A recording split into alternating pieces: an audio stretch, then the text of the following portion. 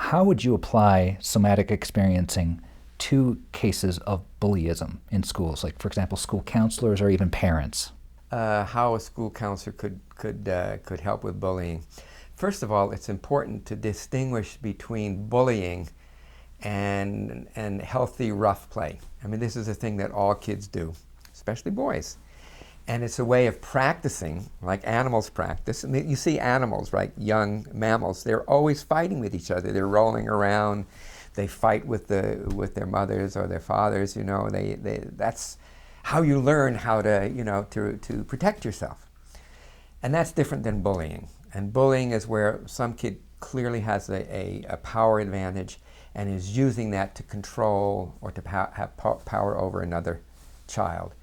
And when you have, you know, bullies who really are these predator bullies, you have to take action, and you have to, you know, talk to the principal and have the parents brought in and so forth. But there are ways, the kids that were bullied, I'll give you a story. This is a story that I just kind of recollected because I'm writing a book now on memory. And about 25 years ago, I was visiting my parents in New York, and I had spent the day museuming, and I was headed back, you know, in the around rush hour. And most everybody in the car, everybody was standing in gray suits, more or less, probably like that color. And they all had newspapers tucked under their arms, and they were holding on to the... Well, there was one guy there, very tall guy. For some reason, he caught my eye, and I started to just look at him. And as I was looking at him, I noticed a strange feeling of feeling, you know, I was not used to being in New York City, and, you know, it's a lot of stuff going on there. And anyhow, I felt the sense of ease and safety, you know, just looking at him. And I thought, that's strange. Anyhow, he got off at the end of the line, the same station I did, 205th Street in the Bronx. And I just touched his arm gently, and my mouth opened, and the word Arnold came out. And he looked at me like, how did you know my name? And after a little while, we figured out we were in the same first grade class in PS 94. And I started the school late because of my age. So I was the youngest kid, the smallest kid, and I also came in after the kids had already made their, you know, their hierarchies, and, you know. And so I was the kid, the scapegoat. The bullies picked on me a lot.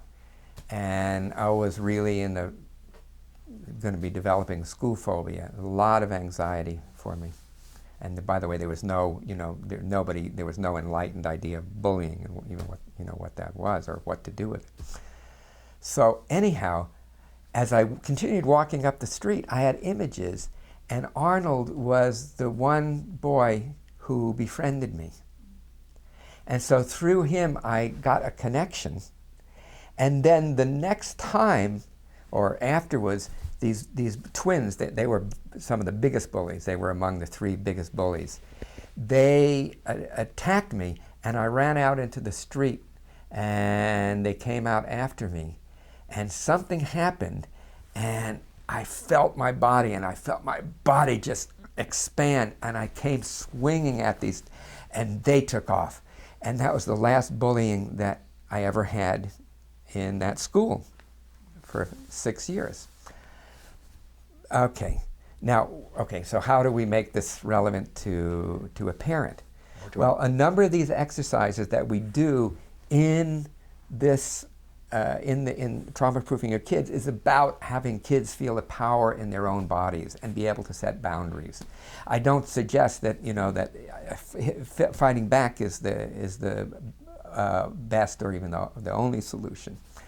But being able to hold one's own ground, to be able to hold one's own center, and saying, look, you know, I'm not going to have anything to do with you, and don't bother me. And if you do bother me, I am going to do something. I am going to get help. You know? So these kinds of things can be done you know, and to help the kids. And of course the bullies, I mean, they have their own issues. Somebody said, well, are bullies traumatized? And my first answer was, yeah, probably so. And my second answer is probably so. But they've taken a particular way of dealing with their powerlessness and their sense of shame. And they certainly need help, as much as the kids that they bully. But again, the resources for that are small. But the first thing is to protect the child that's being bullied.